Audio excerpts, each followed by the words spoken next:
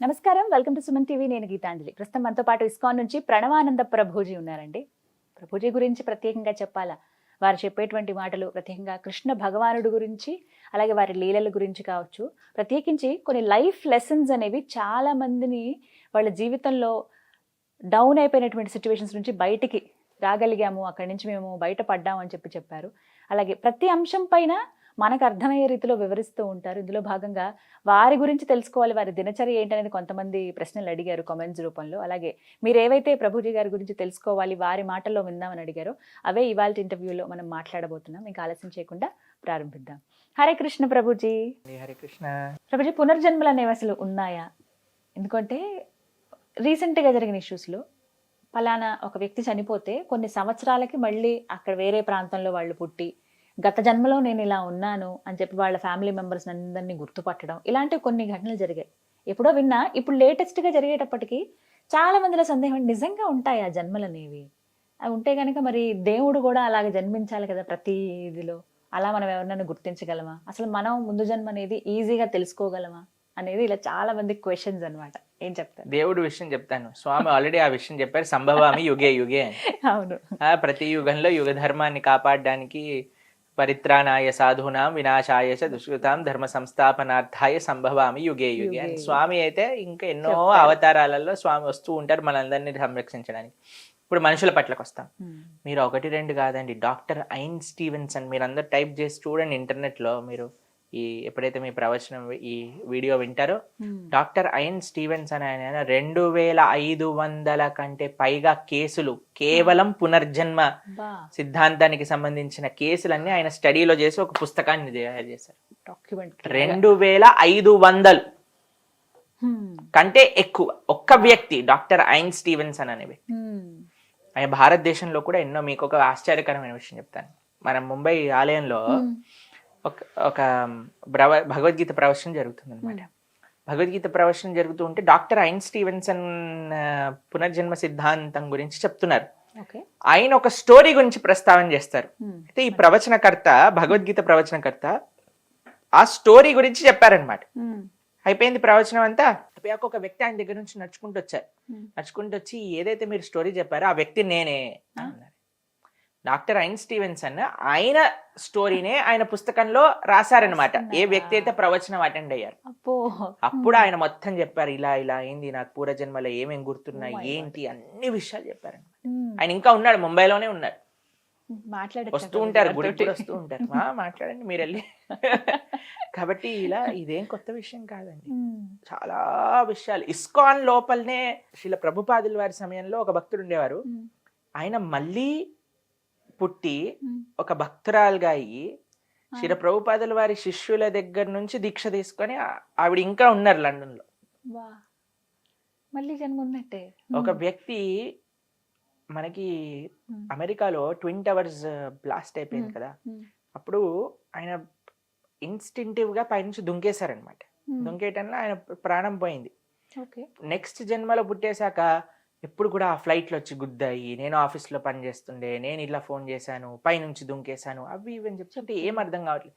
తర్వాత వీళ్ళు ఆ ఒక వీడియో పరిశీలన, అప్పుడు చాలా మంది వీడియోలు తీయటం ప్రారంభం చేశారు కదా, వీడియోలో తీయటం పరిశీలన చేస్తే ఒక వ్యక్తి నిజంగా పైనుంచి దుంకటం అనేది, వీళ్ళు ఏ ఫ్లోర్ లో నుంచి అయితే దుంకుతానని చెప్పాడు అక్కడి నుంచే పడిపోవటం వీడియోలో క్యాప్చర్ అయ్యింది. ఇంకొక ఇండియాలోనే మనకి ఇంకొక స్టోరీ ఏంటంటే, ఆవిడ ఇలా మా ఇల్లది, మా అత్తగారు వాళ్ళు అక్కడ ఉండేవాళ్ళు, మా భర్త అక్కడ ఉండేవాడు, అది ఇది అని చెప్పేదన్నమాట. వీళ్ళు అసలు ఏమి ఇది చేసుకోక, సరేలే తీసుకెళ్దాం ఒకసారి ఆ ఊరికి అనగానే, ఆ ఊరికి తీసుకెళ్ళగానే పరిగెత్తుకుంటూ ఒకళ్ళ ఇంట్లోకి వెళ్ళిపోయింది, ఇదే మా ఇల్లు పూర్వజన్మలో అని. ఇక్కడ మా అత్తగారు వాళ్ళ అత్తగారు మామగారిని చూడంగానే ఇలా చిన్నపిల్ల కానీ సిగ్గుతో ఒక ఇలా చున్నీని తీసుకొని ఇలా తలపైన వేసేసుకొని దండం పెట్టడం. దాని తర్వాత అదేంటి మన ఇల్లు గుమ్మం ఇలా ఉండేది కదా, ఇప్పుడు ఇలా అయిపోయింది ఏంటి అంటాం. ఇవన్నీ మీరు ఇంటర్నెట్ ఎత్తుకండి, మీకు ఎన్నో విషయాలు పునర్జన్మ సిద్ధాంతం గురించి. అందుకే కృష్ణుడు భగవద్గీతలో చెప్పాడు పునర్జన్మ సిద్ధాంతము, దీన్ని రీఇన్కార్నేషన్ థియరీ అని అంటారు. ఇది ఆత్మ, మనము శరీరం కాదు, మన ఆత్మ అనేది ప్రస్తావన చేయడానికి ఇదొక చాలా పెద్ద సైంటిఫిక్ ప్రమాణం ఇది. కానీ ఎప్పుడైతే తల్లికి ఆ బిడ్డకి ఉన్నటువంటి బంధం తెగిపోతుందో, అంటే బొడ్డు తాడు ఏదైతే తెంపేస్తారో అక్కడతో మర్చిపోతారు అని అంటారు. మళ్ళీ ఎలా గుర్తొస్తాయండి ఇవన్నీ కూడా? ఎందుకు గుర్తొస్తాయి, ఎందుకోసం భగవంతుడు ఈ విధంగా కొంతమందిని వదిలేస్తారు అని అంటే, మనం అంత ఈజీగా భగవంతుడి మాట వినే రకాలు కాదు కదా. కాబట్టి కొన్ని ప్రమాణాలు విడిచిపెట్టాలి కదండి. అంతెందుకండి, మీరు మన ఇంట్లో ఉండే పిల్లలకి చూడండి, చిన్నప్పటి నుంచి వాడికి అలాంటి ఎక్స్పోజర్ ఉండదు, వాడికి అది చూపించి, కానీ కొన్ని కొన్ని టెండెన్సీస్ ఎక్కడి నుంచి వస్తాయో కూడా మనకు తెలియదు. ఎక్కడ నేర్చుకున్నావు ఈ అలవాట్లు అని అంటారా? పూర్వజన్మ నుంచి వచ్చినాయి, ఓహో, ఎక్కడి నుంచో కాదు, పూర్వజన్మ నుంచి వచ్చిన సంస్కారంలే ఇవన్నీ కూడా. కాబట్టి మనం ఏం నేర్పించాం, చెడైనా మంచైనా ఏదైనా కొన్ని కొన్ని పూర్వజన్మ నుంచి వస్తుంటాయి. అందుకే పూర్వజన్మ సుకృతి అని అంటారు.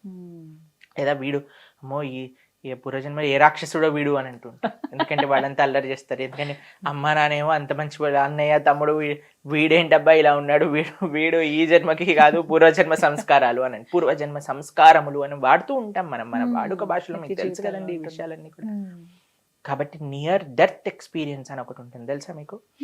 అందులో ఏమవుతుందంటే, శరీరం పోయే సమయానికి అలా ఆత్మ దగ్గర పడుతున్న సమయం నుంచి ఇలా ఒక్కసారిగా బయటకు వచ్చేస్తారు అనమాట. దాంట్లో చాలా ప్రమాణాలు ఉన్నాయి. మీకు ఒక విషయం అంటే మనిషి చనిపోయే ముందు కొన్ని సంకేతాలు కనిపిస్తాయి. మీకు మా విషయమే చెప్తాను. మీకు ఒక మన భక్తి వేదాంత హాస్పిటల్ అని ముంబైలో ఒక హాస్పిటల్ ఉంది. అంటే డైరెక్టర్ మాధవానంద ప్రభు అని ఉంటారు. వారు ఒకసారి వెళ్తున్నప్పుడు ఒక దగ్గర భగవద్గీత చూసారనమాట. మన డివోటీస్ డిస్ట్రిబ్యూట్ చేస్తున్న భగవద్గీత. అయితే భగవద్గీత పక్కన ఒక చిన్న పుస్తకం ఉంది, సెకండ్ ఛాన్స్ అని అంటారు, శ్రీల ప్రభుపాదుల వారి లిఖితం అజామిల వృత్తాంతం. దాంట్లో ఏముంటుందంటే, కొంత అజామిల ఇలా బెడ్ పైన పడుకుంటాడు, కొంతమంది యమభటులు వస్తారనమాట ఆయన దగ్గరికి. అప్పుడు విష్ణుదూతలు, ఆయన నారాయణ అనగానే విష్ణుదూతలు వచ్చేస్తారు, యమభటులను పంపించేస్తారు. ఈయనకి ఇంకొక ఛాన్స్ ఇస్తారు, హరిద్వార్కి వెళ్ళి తపస్సు చేసుకొని తరిస్తాడు అనుకోండి. అయితే ఈయన భక్తుడు కాకముందు విషయం అనమాట. ఈయన నడుస్తూ వెళ్తున్నారు, చూడంగానే అరే ఇలాంటి వాళ్ళని నేను కూడా చూశాను అని అన్నాడు. ఎవరిని చూసి అంటున్నాడు? యమభట్లను చూసి అంటున్నాడు అనమాట. ఇలాంటి వాళ్ళని నేను కూడా నా జీవితంలో చూశాను. ఏమైంది, ఎందుకు చూసా అంటే, కొంతమంది వచ్చారు నా దగ్గరికి. అయితే మా నాయనమ్మ చెప్పేది, ఇలాంటి ఏదైనా ఇలా భయంకరమైన వ్యక్తులను చూస్తే మనం భగవంతుడి యొక్క నామం చేయమని చెప్పింది. రామకృష్ణ హరి రామకృష్ణ హరి, రామకృష్ణ హరి రామకృష్ణ హరి అని వాళ్ళు వెళ్ళిపోయారు. అనగానే వీళ్ళు ఆశ్చర్యపోయారు, సరే ఈ పుస్తకం వీటి గురించి చెప్తుందని ఇస్తే ఆయన తర్వాత డివోటీ అయిపోయారు. ఇప్పుడు భక్తి వేదాంత హాస్పిటల్ డాక్టర్ ప్లస్ డైరెక్టర్ కూడా. కాబట్టి ఇలాంటివి కూడా మనకు తెలుస్తూ ఉంటుంది. కొంతమంది పాపం అప్పుడప్పుడు వాళ్ళ GPS కూడా పనిచేయదనమాట, రాంగ్ పేషెంట్ దగ్గరకు వచ్చేస్తారు, అప్పుడు వాళ్ళని డైరెక్ట్ చేసేయటం వచ్చేస్తుంది. చాలా స్టోరీస్ ఉన్నాయండి అలా. కానీ యమభటులను చూసిన వాళ్ళకి చాలా మంది, ఎంతో మంది యమభటులను చూసిన వాళ్ళు ఉన్నారు. ఎంతో మంది యమభటులను చూసిన వాళ్ళు ఉన్నారు. మీరు వీడియోలో ఇంటర్నెట్ లో కూడా చూస్తుంటారు. మీరు కొంతమంది చనిపోయే ముందు ఇలా ఇలా ఇలా వాళ్ళు ఏదో లాగేస్తున్నట్టుగా ప్రయత్నం చేసి ఆయన లాస్ట్ పడుకొని ఇలా బయటకు వచ్చేస్తుంది ఆత్మ. అవుట్ ఆఫ్ బాడీ ఎక్స్పీరియన్స్ అంటారు. మీకు అమెరికాలో జరిగిన ఒక విషయం చెప్తాను. ఒకళ్ళని హాస్పిటల్లో, ఆవిడ అన్కాన్షియస్ స్టేట్ లో హాస్పిటల్కి వచ్చింది. ఐసీయూలోకి తీసుకెళ్లారు, ఆపరేషన్ చేశారు. ఒక 1 day తర్వాత అనెస్థీషియా అంతా పోయాక ఆవిడ మామూలు కాన్షియస్నెస్కి వచ్చింది.